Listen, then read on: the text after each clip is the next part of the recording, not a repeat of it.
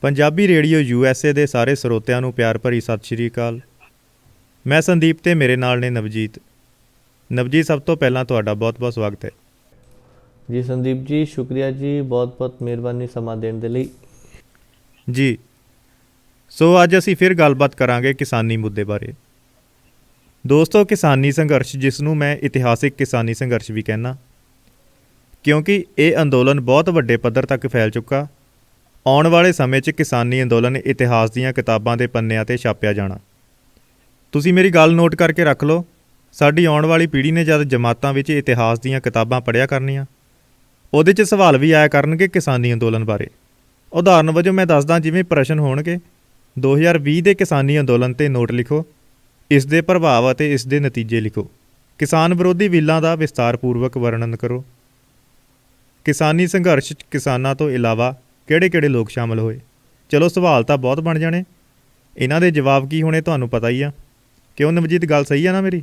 ਬਿਲਕੁਲ ਸੰਦੀਪ ਜੀ, ਬਿਲਕੁਲ। ਇਹ ਅੰਦੋਲਨ ਹੁਣ ਕਿਸਾਨੀ ਅੰਦੋਲਨ ਬਹੁਤ ਵੱਡੇ ਪੱਧਰ 'ਤੇ ਵੱਧ ਗਿਆ ਅਤੇ ਤੁਸੀਂ ਜਿਸ ਤਰ੍ਹਾਂ ਦੱਸਿਆ ਕਿ ਆਉਣ ਵਾਲੇ ਸਮੇਂ ਦੇ ਵਿੱਚ ਸਵਾਲ ਜ਼ਰੂਰ ਹੋਣਗੇ।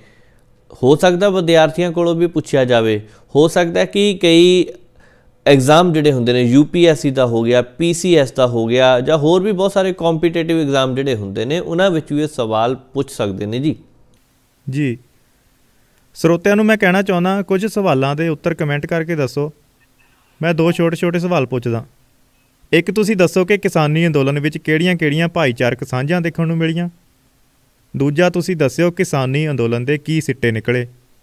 ਸਿੱਟੇ ਹਜੇ ਨਿਕਲੇ ਨਹੀਂ, ਪਰ ਤੁਸੀਂ ਆਪਣਾ ਅਨੁਮਾਨ ਦੱਸੋ। ਠੀਕ ਆ ਜੀ, ਕਮੈਂਟ ਕਰਕੇ ਜ਼ਰੂਰ ਦੱਸਿਓ। ਚਲੋ ਹੁਣ ਗੱਲਬਾਤ ਸ਼ੁਰੂ ਕਰਦੇ ਹਾਂ। ਨਵਜੀਤ, ਸਭ ਤੋਂ ਪਹਿਲਾਂ ਤੁਸੀਂ ਦੱਸੋ ਕਿ ਕਿਸਾਨੀ ਅੰਦੋਲਨ ਕਿਸ ਤਰ੍ਹਾਂ ਚੱਲ ਰਿਹਾ, ਕਿਸਾਨੀ ਗਤੀਵਿਧੀਆਂ ਕਿਸ ਤਰ੍ਹਾਂ ਚੱਲ ਰਹੀਆਂ ਨੇ। ਦੇਖੋ ਸੰਦੀਪ ਜੀ, ਕਿਸਾਨੀ ਅੰਦੋਲਨ ਹੁਣ ਅੱਗੇ ਵੱਲ ਵੱਧ ਰਿਹਾ, ਦਿਨੋਂ ਦਿਨ ਅੱਗੇ ਵੱਲ ਵੱਧ ਰਿਹਾ। ਆਪਾਂ ਪਹਿਲਾਂ ਵੀ ਗੱਲਾਂ ਬਾਤਾਂ ਕੀਤੀਆਂ ਸੀ ਕਿ ਹੁਣ ਨਿੱਤ ਨਵੇਂ ਦਿਨ ਕੋਈ ਨਾ ਕੋਈ ਨਵੀਆਂ ਗੱਲਾਂ ਨਿਕਲ ਕੇ ਸਾਹਮਣੇ ਆ ਰਹੀਆਂ ਨੇ, ਕੁਝ ਸਿਆਸੀ ਰੰਗਤ ਵੀ ਦਿੱਤੀ ਜਾ ਰਹੀ ਆ। ਪਰ ਹੁਣ ਕਿਸਾਨੀ ਅੰਦੋਲਨ ਸਿਖਰਾਂ ਵੱਲ ਹੋਣ ਦੀ ਤਿਆਰੀ 'ਚ ਹੈ। ਸਿਖਰਾਂ 'ਤੇ ਤਾਂ ਪਹਿਲਾਂ ਹੀ, ਉਹ ਤੋਂ ਅੱਗੇ ਵੀ ਨਿਕਲਣ ਦੀ ਤਿਆਰੀ 'ਚ ਹੈ, ਕਿਉਂਕਿ ਬਹੁਤ ਸਾਰੇ ਕਿਸਾਨੀ ਆਗੂ ਜਿਨ੍ਹਾਂ ਦਾ ਇਹ ਕਹਿਣਾ ਸੀ ਕਿ ਸ਼ਾਂਤਮਈ ਤਰੀਕੇ ਨਾਲ ਰੋਸ ਪ੍ਰਦਰਸ਼ਨ ਕੀਤਾ ਜਾ ਰਿਹਾ ਹੈ, ਆਉਣ ਵਾਲੇ ਸਮੇਂ ਦੇ ਵਿੱਚ ਵੀ ਹਾਲਾਂਕਿ ਸ਼ਾਂਤਮਈ ਹੀ ਰਹਿਣਗੇ, ਪਰ ਉਹਨਾਂ ਦਾ ਕਹਿਣਾ ਸੀ ਕਿ ਅਸੀਂ ਡੋਜ਼ ਜਿਹੜੀ ਆ ਉਹ ਥੋੜ੍ਹੀ ਮਾਤਰਾ ਵਿੱਚ ਦਿੰਦੇ ਸੀ। ਪਹਿਲਾਂ ਸਰਕਾਰ ਨੂੰ ਡੋਜ਼ ਥੋੜ੍ਹੀ ਮਾਤਰਾ ਦਿੰਦੇ ਸੀ, ਪਰ ਹੁਣ ਉਹ ਡੋਜ਼ ਜਿਹੜੀ ਤੇਜ਼ ਕੀਤੀ ਜਾਊਗੀ। ਇਹ ਕੱਲ੍ਹ ਪ੍ਰੈਸ ਕਾਨਫਰੰਸ ਕੀਤੀ ਹੈ ਕਿਸਾਨਾਂ ਨੂੰ, ਉਹਦੇ ਵਿੱਚ ਇਹ ਗੱਲਾਂ ਨਿਕਲ ਕੇ ਸਾਹਮਣੇ ਆਈਆਂ। ਕਿਸਾਨੀ ਆਗੂ ਨੇ, ਬੜੇ ਸੂਝਵਾਨ ਨੇ, ਬੜੇ ਸੁਲਝੇ ਹੋਏ ਨੇ, ਅਗਾਂਹ ਵਧੂ ਨੇ, ਡਾਕਟਰ ਦਰਸ਼ਨਪਾਲ। ਉਹਨਾਂ ਨੇ ਕੱਲ੍ਹ ਕਿਹਾ ਕਿ ਅਸੀਂ ਸਰਕਾਰ ਦੀ ਹਰ ਇੱਕ ਗੱਲ ਮੰਨੀ ਹੈ, ਨੌਜਵਾਨਾਂ ਦੀ ਹਰ ਇੱਕ ਗੱਲ ਮੰਨੀ ਆ। ਸ਼ਾਂਤਮਈ ਤਰੀਕੇ ਨਾਲ ਕਿਸਾਨ ਧਰਨਾ ਦਿੰਦੇ ਪਏ ਆ, ਸ਼ਾਂਤਮਈ ਤਰੀਕੇ ਨਾਲ ਚੱਲਦਾ ਪਿਆ। ਹੁਣ ਉਹਨਾਂ ਨੇ ਕਿਹਾ ਕਿ ਅਪੀਲ ਕੀਤੀ ਉਹਨਾਂ ਨੇ ਹਰ ਪਿੰਡ ਦੇ ਨੌਜਵਾਨਾਂ ਨੂੰ ਕਿ ਪਿੰਡ ਦੇ ਵਿੱਚੋਂ ਘੱਟੋ ਘੱਟ ਦਰਜਨ ਕੁ ਨੌਜਵਾਨ ਜ਼ਰੂਰ ਉੱਠ ਕੇ ਆਉਣ, ਕਿਉਂਕਿ ਨੌਜਵਾਨਾਂ ਦਾ ਇਸ ਸੰਘਰਸ਼ ਵਿੱਚ ਬੜਾ ਸਾਥ ਹੈ। ਇਸ ਤੋਂ ਇਲਾਵਾ ਉਹਨਾਂ ਨੇ ਪਿੰਡਾਂ ਦੀਆਂ ਬੀਬੀਆਂ ਨੂੰ ਵੀ ਅਪੀਲ ਕੀਤੀ ਆ ਕਿ ਇਸ ਧਰਨੇ ਵਿੱਚ ਸ਼ਾਮਲ ਹੋਇਆ ਜਾਵੇ। ਕਿਉਂਕਿ ਬਹੁਤ ਜ਼ਿਆਦਾ ਪ੍ਰਭਾਵ ਪੈਂਦਾ। ਹਾਲਾਂਕਿ ਉਹਨਾਂ ਨੇ ਇਹ ਵੀ ਕਿਹਾ ਕਿ ਅਸੀਂ ਉਹਨਾਂ ਦੇ ਆਉਣ ਤੱਕ ਪੂਰੇ ਸੁਰੱਖਿਆ ਦੇ ਪ੍ਰਬੰਧ ਕਰਕੇ ਰੱਖਾਂਗੇ, ਕਿਸੇ ਤਰ੍ਹਾਂ ਦੀ ਸਮੱਸਿਆ ਨਾ ਆਵੇ। ਪਰ ਪਿੰਡਾਂ 'ਚ ਲੋਕਾਂ ਨੂੰ, ਬੀਬੀਆਂ ਨੂੰ, ਮਹਿਲਾਵਾਂ ਨੂੰ ਉਹਨਾਂ ਅਪੀਲ ਕੀਤੀ ਹੈ ਕਿ ਇਸ ਧਰਨੇ ਵਿੱਚ ਜ਼ਰੂਰ ਪਹੁੰਚਿਆ ਜਾਵੇ। ਦੂਜੇ ਪਾਸੇ ਇਸ ਪ੍ਰੈਸ ਕਾਨਫਰੰਸ ਵਿੱਚ ਕਿਸਾਨਾਂ ਨੇ ਕਈ ਤਰ੍ਹਾਂ ਦੇ ਐਲਾਨ ਕੀਤੇ ਨੇ ਸੰਦੀਪ ਜੀ। ਕੱਲ੍ਹ 14 ਦਸੰਬਰ ਦਾ ਦਿਨ ਆ, ਬੜਾ ਮਹੱਤਵਪੂਰਨ ਦਿਨ ਆ। ਕਿਸਾਨ ਆਗੂਆਂ ਵੱਲੋਂ ਇੱਕ ਦਿਨ ਦੀ ਭੁੱਖ ਹੜਤਾਲ ਕਰਨ ਦਾ ਐਲਾਨ ਕੀਤਾ ਗਿਆ। ਇਹ ਪਹਿਲੀ ਵਾਰ ਆ ਕਿ ਕਿਸਾਨ ਆਗੂ ਭੁੱਖ ਹੜਤਾਲ ਕਰਨਗੇ। ਦੂਜੇ ਪਾਸੇ ਟੋਲ ਪਲਾਜ਼ੇ ਵੀ ਬੰਦ ਕੀਤੇ ਜਾਣਗੇ। ਹਾਲਾਂਕਿ ਹਰਿਆਣੇ ਵਾਲਿਆਂ ਦੇ ਟੋਲ ਪਲਾਜ਼ੇ ਤਾਂ ਕੱਲ੍ਹ ਮੁਫਤ ਕਰ ਦਿੱਤੇ ਗਏ ਨੇ, ਕਿਉਂਕਿ 12 ਤਰੀਕ ਨੂੰ ਵੀ ਇੱਕ ਸੱਦਾ ਦਿੱਤਾ ਸੀ ਕਿਸਾਨਾਂ ਨੇ। ਉਹਦੇ ਵਿੱਚ ਵੀ ਅਸੀਂ ਦੇਖਿਆ ਕਿ ਹਰਿਆਣੇ ਦੇ ਟੋਲ ਪਲਾਜ਼ੇ ਕਿਸ ਤਰ੍ਹਾਂ ਬੰਦ ਕਰ ਦਿੱਤੇ ਗਏ, ਮੁਫਤ ਵਿੱਚ ਲੋਕਾਂ ਨੂੰ ਲੰਘਾਇਆ ਗਿਆ। ਅਤੇ ਹੁਣ ਇੱਕ ਵਾਰ ਫਿਰ ਕੱਲ੍ਹ ਨੂੰ ਕਿਸਾਨਾਂ ਨੇ ਜੋ ਐਲਾਨ ਕੀਤਾ ਹੈ ਕਿ ਇੱਕ ਦਿਨ ਦੀ ਭੁੱਖ ਹੜਤਾਲ ਕੀਤੀ ਜਾਵੇਗੀ। ਉਸ ਤੋਂ ਇਲਾਵਾ ਇੱਕ ਹੋਰ ਖਾਸ ਗੱਲ ਜਿਹੜੀ ਹੈ ਉਹ ਹੈ, ਯੂਨੀਅਨ ਦੇ ਆਗੂਆਂ ਦੀ ਬੈਠਕ ਹੋਈ ਹੈ। ਕਮਲਪ੍ਰੀਤ ਸਿੰਘ ਪੰਨੂ ਨੇ, ਉਹਨਾਂ ਨੇ ਮੀਡੀਆ ਨਾਲ ਗੱਲਬਾਤ ਕਰਦਿਆਂ ਦੱਸਿਆ ਕਿ ਰਾਜਸਥਾਨ ਦੇ ਸ਼ਾਹਜਹਾਂਪੁਰ ਤੋਂ ਹਜ਼ਾਰਾਂ ਹੀ ਕਿਸਾਨ 11 ਵਜੇ ਜੈਪੁਰ ਦਿੱਲੀ ਹਾਈਵੇ ਦੇ ਉੱਪਰ ਦਿੱਲੀ ਚਲੋ ਅੰਦੋਲਨ ਦੇ ਤਹਿਤ ਮਾਰਚ ਕੱਢਣਗੇ, ਟਰੈਕਟਰ ਮਾਰਚ ਆ। ਹੁਣ ਦੇਖੋ ਸੰਦੀਪ ਜੀ, ਟਰੈਕਟਰ ਮਾਰਚ ਕੱਢਿਆ ਜਾਊਗਾ। ਪੰਜਾਬ ਵਿੱਚ ਵੀ ਜਗ੍ਹਾ ਜਗ੍ਹਾ ਦੇ ਉੱਪਰ ਟਰੈਕਟਰ ਮਾਰਚ ਕੱਢਿਆ ਗਿਆ ਸੀ। ਦੁਆਬੇ ਦੀ ਗੱਲ ਕੀਤੀ ਜਾਵੇ ਤਾਂ ਸ਼ਨੀਵਾਰ ਦੇ ਤਕਰੀਬਨ ਜ਼ਿਲ੍ਹਾ ਜਲੰਧਰ ਵਿੱਚ ਟਰੈਕਟਰ ਮਾਰਚ ਕੱਢਿਆ ਗਿਆ। ਹਾਲਾਂਕਿ ਅੰਮ੍ਰਿਤਸਰ ਤੋਂ ਵੀ ਹਜ਼ਾਰਾਂ ਦੀ ਗਿਣਤੀ ਵਿੱਚ ਹੋਰ ਟਰੈਕਟਰ ਦਿੱਲੀ ਵੱਲ ਰਵਾਨਾ ਹੋਏ ਨੇ। ਸੋ ਹੁਣ ਕੇਂਦਰ ਸਰਕਾਰ ਦੇ ਕੰਨਾਂ ਤੇ ਤਾਂ ਚਲੋ ਜੂੰ ਸਰਕਦੀ ਅਜੇ ਤੱਕ ਦਿਖਾਈ ਨਹੀਂ ਦਿੱਤੀ, ਭਾਵੇਂ ਕਿ ਅੰਦਰ ਖਾਤੇ ਮੀਟਿੰਗਾਂ ਦਾ ਦੌਰ ਜਿਹੜਾ ਚੱਲਦਾ ਪਿਆ। ਕੇਂਦਰੀ ਮੰਤਰੀਆਂ ਦੀ ਮੀਟਿੰਗ ਹੋ ਰਹੀ ਹੈ। ਕੇਂਦਰੀ ਗ੍ਰਹਿ ਮੰਤਰੀ ਅਮਿਤ ਸ਼ਾਹ ਨੇ, ਪ੍ਰਧਾਨ ਮੰਤਰੀ ਨਰਿੰਦਰ ਮੋਦੀ ਨੇ, ਇਹਨਾਂ ਦੀ ਆਪਸੀ ਗੱਲਾਂ ਵੀ ਹੋ ਰਹੀਆਂ ਨੇ, ਕਿਸਾਨਾਂ ਨਾਲ ਵੀ ਮੀਟਿੰਗਾਂ ਹੋ ਰਹੀਆਂ ਨੇ, ਪਰ ਭਾਵੇਂ ਉਹ ਬੇਸਿੱਟਾ ਹੋ ਰਹੀਆਂ ਨੇ। ਬੇਸਿੱਟਾ ਵੀ ਚਲੋ ਨਹੀਂ ਕਿਹਾ ਜਾ ਸਕਦਾ, ਕੁਛ ਨਾ ਕੁਛ ਤਾਂ ਨਿਕਲ ਕੇ ਆਉਂਦਾ ਆ, ਪਰ ਕਿਸਾਨ ਇਸ ਮੰਗ ਤੇ ਅੜੇ ਹੋਏ ਨੇ ਕਿ ਕਾਨੂੰਨ ਰੱਦ ਕੀਤੇ ਜਾਣ। ਹੁਣ ਨਵੀਂ ਗੱਲ ਇੱਕ ਹੋਰ ਨਿਕਲ ਕੇ ਸਾਹਮਣੇ ਆਈ ਆ ਕਿ ਦਿੱਲੀ ਸਰਕਾਰ ਨੇ ਇੱਕ ਵਾਰ ਫਿਰ ਸੱਦਾ ਭੇਜਿਆ। ਕਿਸਾਨਾਂ ਦਾ ਕਹਿਣਾ ਕਿ ਉਹ ਗੱਲਬਾਤ ਕਰਨ ਨੂੰ ਤਿਆਰ ਨੇ। ਕਿਸਾਨ ਜਥੇਬੰਦੀਆਂ, ਹੁਣ ਜਿਹੜੀਆਂ 32 ਜਥੇਬੰਦੀਆਂ, ਉਹ ਕਹਿੰਦੀਆਂ ਅਸੀਂ ਗੱਲਬਾਤ ਕਰਨ ਨੂੰ ਤਿਆਰ ਆ, ਪਰ ਸਾਡੀ ਮੰਗ ਉਹੀ ਆ ਕਿ ਇਹਨਾਂ ਕਾਨੂੰਨਾਂ ਨੂੰ ਮੁੱਢੋਂ ਰੱਦ ਕੀਤਾ ਜਾਵੇ। ਹਾਲਾਂਕਿ ਕੇਂਦਰ ਸਰਕਾਰ ਹੁਣ ਫਿਰ ਕਹਿੰਦੀ ਪਈ ਹੈ ਕਿ ਕਿਸਾਨਾਂ ਨੂੰ ਗੁੰਮਰਾਹ ਕਰਨ ਦੀਆਂ ਕੋਸ਼ਿਸ਼ਾਂ ਕੀਤੀਆਂ ਜਾ ਰਹੀਆਂ ਨੇ। ਕਿਸਾਨ ਅੰਦੋਲਨ ਹੁਣ ਕਿਸਾਨਾਂ ਦਾ ਅੰਦੋਲਨ ਨਹੀਂ ਰਿਹਾ। ਕੇਂਦਰੀ ਰੇਲ ਮੰਤਰੀ ਨੇ ਪੀਯੂਸ਼ ਗੋਇਲ, ਹੁਣ ਦੇਖੋ ਪੀਯੂਸ਼ ਗੋਇਲ ਹੋਣਾ ਦਾ ਇੱਕ ਹੋਰ ਬਿਆਨ ਸਾਹਮਣੇ ਆਇਆ ਕਿ ਇਹ ਪ੍ਰਦਰਸ਼ਨ ਹੁਣ ਕਿਸਾਨਾਂ ਦਾ ਨਹੀਂ ਰਿਹਾ, ਇਹ ਅੰਦੋਲਨ ਹੁਣ ਕਿਸਾਨਾਂ ਦਾ ਨਹੀਂ ਰਿਹਾ, ਕਿਉਂਕਿ ਇਹਦੇ ਪਿੱਛੇ ਖੱਬੇ ਪੱਖੀ ਅਤੇ ਮਾਓਵਾਦੀ ਤੱਤਾਂ ਨੇ ਘੁਸਪੈਠ ਕਰ ਲਈ ਹੈ। ਹਾਸੋਹੀਣਾ ਬਿਆਨ ਆਪਣੇ ਆਪ ਤੇ, ਸ਼ਰਮ ਆਉਂਦੀ ਹੈ ਇਸ ਬਿਆਨ ਦੇ ਉੱਪਰ। ਇਹ ਉਹੀ ਪੀਯੂਸ਼ ਗੋਇਲ ਨੇ ਜਿਨ੍ਹਾਂ ਨੂੰ ਕਿਸਾਨਾਂ ਨੇ ਖਰੀਆਂ ਮੀਟਿੰਗ ਦੇ ਵਿੱਚ ਹੀ ਸੁਣਾ ਦਿੱਤੀਆਂ ਸੀਗੀਆਂ। ਕਿਸਾਨ ਆਗੂਆਂ ਦਾ ਕਹਿਣਾ ਕਿ ਅਸੀਂ ਇੱਜ਼ਤ ਕਰਦੇ ਹਾਂ ਤੁਹਾਡੀ, ਕਿ ਤੁਸੀਂ ਐਡੇ ਵੱਡੇ ਅਹੁਦੇ ਤੇ ਬੈਠੇ ਹੋ, ਅਸੀਂ ਇੱਜ਼ਤ ਕਰ ਰਹੇ ਹਾਂ ਤੁਹਾਡੀ, ਪਰ ਸਾਡੇ ਨਾਲ ਇਸ ਤਰ੍ਹਾਂ ਦੀ ਭਾਸ਼ਾ ਨਾ ਵਰਤੀ ਜਾਵੇ ਕਿ ਸਾਡਾ ਜਿਹੜਾ ਸ਼ਾਂਤਮਈ ਤਰੀਕੇ ਨਾਲ ਸ਼ਾਂਤਮਈ ਤਰੀਕੇ ਨਾਲ ਅਸੀਂ ਜਿਹੜੇ ਪ੍ਰੋਟੈਸਟ ਕਰ ਰਹੇ ਹਾਂ, ਤੁਸੀਂ ਪਰਖ ਰਹੇ ਹਾਂ ਸਾਨੂੰ। ਪੀਯੂਸ਼ ਗੋਇਲ ਹੁਣੀ ਉਦਣ ਚੁੱਪ ਕਰਕੇ ਬੈਠ ਗਏ ਸੀ ਜਦੋਂ ਕਿਸਾਨਾਂ ਨੇ ਦੋ ਟੁਕ ਗੱਲ ਕੀਤੀ ਸੀ ਕਿ ਸਾਨੂੰ ਜਵਾਬ ਚਾਹੀਦਾ ਹਾਂ ਜਾਂ ਨਾ। ਪਰ ਹੁਣ ਇਸ ਤਰ੍ਹਾਂ ਦੇ ਬਿਆਨ ਇਹਨਾਂ ਵੱਲੋਂ ਆ ਰਹੇ ਨੇ ਆ, ਆਪਣੇ ਆਪ ਵਿੱਚ ਹਾਸੋਹੀਣੀ ਗੱਲ ਹੈ ਸੰਦੀਪ ਜੀ।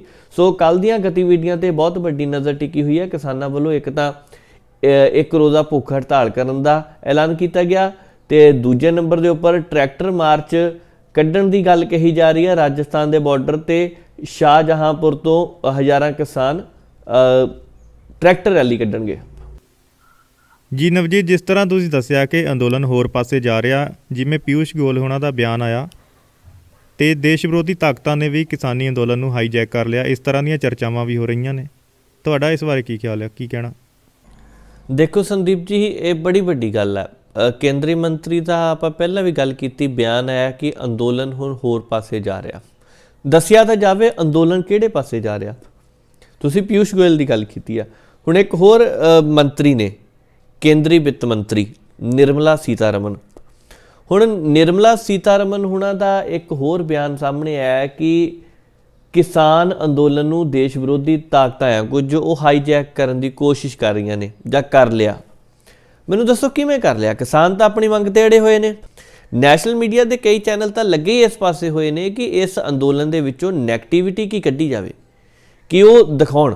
ਹਾਲਾਂਕਿ ਮਾਮਲਾ TRP ਦਾ ਨਹੀਂ ਗਾ, ਮਾਮਲਾ ਇਸ ਵਕਤ ਕੇਂਦਰ ਸਰਕਾਰ ਜਿਸ ਦੇ ਉੱਪਰ ਪੂਰਾ ਦਬਾਅ ਪਿਆ, ਉਹਨੂੰ ਘਟਾਉਣ ਦੀ ਕੋਸ਼ਿਸ਼ ਕੀਤੀ ਜਾ ਰਹੀ ਹੈ ਕਿ ਇਸ ਅੰਦੋਲਨ ਦੇ ਵਿੱਚੋਂ ਨੈਗੇਟਿਵਿਟੀ ਕਿੱਦਾਂ ਲੱਭੀ ਜਾਵੇ। ਹਾਲਾਂਕਿ ਮੈਂ ਪਹਿਲਾਂ ਵੀ ਕਿਹਾ ਕਿ ਬੜੇ ਪੋਜ਼ਿਟਿਵ ਤਰੀਕੇ ਨਾਲ ਇਹ ਅੰਦੋਲਨ ਚੱਲ ਰਿਹਾ, ਕਿਸ ਤਰ੍ਹਾਂ ਸ਼ਾਂਤਮਈ ਤਰੀਕੇ ਨਾਲ ਚੱਲ ਰਿਹਾ, ਕਿਸ ਤਰ੍ਹਾਂ ਨੌਜਵਾਨ ਸੁਲਝੇ ਹੋਏ ਨੇ। ਬਹੁਤ ਸਾਰੇ ਕਾਮਰੇਡ ਆਗੂ ਜੋ ਇਸ ਅੰਦੋਲਨ ਦੀ ਅਗਵਾਈ ਕਰ ਰਹੇ ਨੇ, ਜਿਨ੍ਹਾਂ ਨੇ ਪਹਿਲਾਂ ਵੀ ਕਈ ਅੰਦੋਲਨਾਂ ਦੀ ਅਗਵਾਈ ਕੀਤੀ, ਉਹਨਾਂ ਨੂੰ ਤਾਂ ਸਾਰਾ ਪਤਾ ਕਿ ਅੰਦੋਲਨਾਂ ਵਿੱਚ ਕੀ ਹੁੰਦਾ। ਆ ਪੋਸਟਰ ਵਾਲੀ ਗੱਲ ਸੀ, ਇਹ ਨਵੀਂ ਥੋੜ੍ਹੀ ਸੀ ਕੋਈ। ਇਹ ਤੋਂ ਪਹਿਲਾਂ ਵੀ ਅੰਦੋਲਨਾਂ ਨੂੰ ਬਰਬਾਦ ਕਰਨ ਲਈ, ਘਟਾਉਣ ਦੇ ਲਈ, ਤਬਾਹ ਕਰਨ ਲਈ ਕਈ ਤਰ੍ਹਾਂ ਦੀਆਂ ਕੋਸ਼ਿਸ਼ਾਂ ਕੀਤੀਆਂ ਜਾ ਰਹੀਆਂ, ਰਾਜਨੀਤੀ ਹੋ ਰਹੀ ਆ। ਹੁਣ ਜਿਹੜੀ ਬਿਆਨਬਾਜ਼ੀ ਹੋ ਰਹੀ ਆ ਉਹ ਇਸੇ ਗੱਲ ਕਰਕੇ ਹੋ ਰਹੀ ਆ। ਅਸੀਂ ਪਹਿਲਾਂ ਵੀ ਗੱਲ ਕੀਤੀ ਸੀ, ਹਰ ਇੱਕ ਦੇਖੋ ਸੰਦੀਪ ਜੀ, 5 ਉਂਗਲਾਂ ਤਾਂ ਬਰਾਬਰ ਹੁੰਦੀਆਂ ਨਹੀਂ, ਠੀਕ ਆ। ਕੁਝ ਜਥੇਬੰਦੀਆਂ ਉਹਨਾਂ ਦੇ ਆਪਣੇ ਵਿਚਾਰ ਹੋ ਸਕਦੇ ਆ, ਕੁਝ ਜਥੇਬੰਦੀਆਂ ਉਹਨਾਂ ਦੇ ਆਪਣੇ ਵਿਚਾਰ ਹੋ ਸਕਦੇ ਆ। ਹੋ ਸਕਦਾ ਪੰਜਾਬ ਦੀਆਂ ਜਥੇਬੰਦੀਆਂ ਤੇ ਪੰਜਾਬ ਦੀਆਂ ਜਥੇਬੰਦੀਆਂ ਦਾ ਵਿਚਾਰ ਰਲਦੇ ਹੋਣ, ਪਰ ਉਹਨਾਂ ਦਾ ਨਿਸ਼ਾਨਾ ਤੇ ਇੱਕ ਆ ਨਾ, ਪਹੁੰਚਣਾ ਤੇ ਇੱਕ ਜਗ੍ਹਾ ਤੇ ਆ, ਮੰਜ਼ਿਲ ਤਾਂ ਉਹਨਾਂ ਦੀ ਇੱਕ ਆ ਨਾ, ਭਾਵੇਂ ਰਸਤੇ ਅਲੱਗ-ਅਲੱਗ ਹੋਣ। ਜੇ ਅਸੀਂ ਉਗਰਾਹਾਂ ਵਾਲਿਆਂ ਦੀ ਗੱਲ ਕਰਦੇ ਹਾਂ, ਹੋ ਸਕਦਾ ਉਗਰਾਹਾਂ ਵਾਲਿਆਂ ਦੀ ਕੋਈ ਆਪਣੀ ਵਿਚਾਰਧਾਰਾ ਹੋਵੇ, ਹੋ ਸਕਦਾ ਪੰਜਾਬ ਦੀਆਂ ਬਾਕੀ 30 ਜਥੇਬੰਦੀਆਂ ਦੀ ਆਪਣੀ ਕੋਈ ਵਿਚਾਰਧਾਰਾ ਹੋਵੇ, ਇੱਕ ਅੱਧੀ ਜਥੇਬੰਦੀ ਦੀ ਵਿਚਾਰਧਾਰਾ ਨਾ ਵੀ ਮਿਲੀ, ਪਹੁੰਚਣਾ ਤਾਂ ਉਹਨਾਂ ਨੇ ਵੀ ਉੱਥੇ ਹੀ ਆ। ਚਲੋ ਆਪਣੇ ਆਪਣੇ ਰਸਤੇ ਲੱਗੇ ਤਾਂ ਹੈ, ਪਰ ਜਦੋਂ ਇਸ ਤਰ੍ਹਾਂ ਦੀਆਂ ਗੱਲਾਂ ਨਿਕਲ ਕੇ ਸਾਹਮਣੇ ਆਉਂਦੀਆਂ ਨੇ ਕਿ ਉਹ ਅੰਦੋਲਨ ਨੂੰ ਪਲਟਣ ਦੀ ਕੋਸ਼ਿਸ਼ ਕਰ ਰਹੀ ਹੈ, ਤੇ ਬਾਕੀ 30 ਜਥੇਬੰਦੀਆਂ ਨੇ ਵੀ ਤਾਂ ਇੱਕ ਫੈਸਲਾ ਲਿਆ ਹੀ ਆ।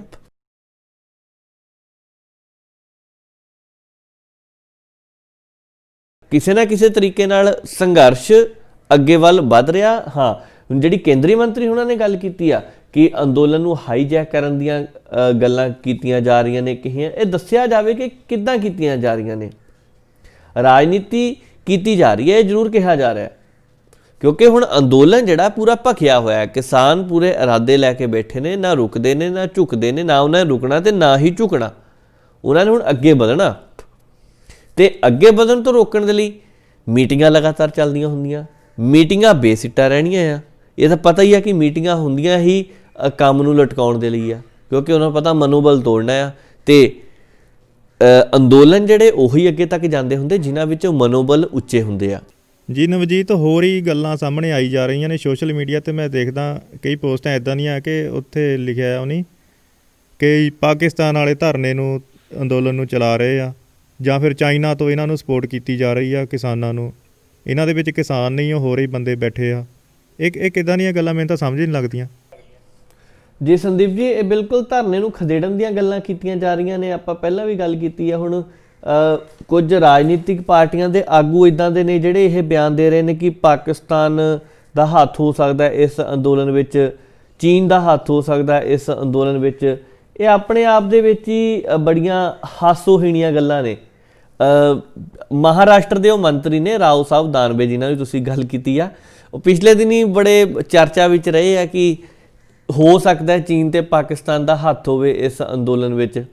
ਹੁਣ ਦੇਖੋ, ਪਾਕਿਸਤਾਨ ਦਾ ਹੱਥ ਕਿੱਥੋਂ ਆ ਗਿਆ ਇਸ ਅੰਦੋਲਨ ਵਿੱਚ? ਫਸਲਾਂ ਤਾਂ ਪੰਜਾਬ ਦੀਆਂ ਨੇ, ਗੱਲ ਤਾਂ ਭਾਰਤ ਦੀ ਆ। ਐਵੇਂ ਆਵਾਗਾਉਣੀ ਇੱਦਾਂ ਦੀਆਂ ਗੱਲਾਂ ਕਰੀ ਜਾਣੀਆਂ, ਖਰੇ ਸੁਰਖੀਆਂ ਵਿੱਚ ਰਹਿਣ ਦੇ ਲਈ ਜਾਂ ਆਪਣੇ ਵੱਲ ਧਿਆਨ ਕੇਂਦਰਿਤ ਕਰਨ ਲਈ।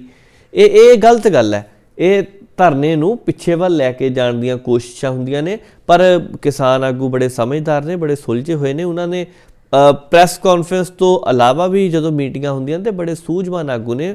ਬਲਵੀਰ ਸਿੰਘ ਰਾਜੇਵਾਲਾ ਬੜੇ ਸੁਲਝੇ ਹੋਏ ਇਨਸਾਨ ਨੇ, ਡਾਕਟਰ ਦਰਸ਼ਨਪਾਲ, ਉਹਨਾਂ ਤੋਂ ਬਾਅਦ ਪੰਨੂ ਹੋਇਆ, ਉਸ ਤੋਂ ਬਾਅਦ ਹੋਰ ਵੀ ਬਹੁਤ ਸਾਰੇ ਆਗੂ ਨੇ ਜੋ ਅਗਵਾਈ ਵੀ ਕਰਦੇ ਨੇ।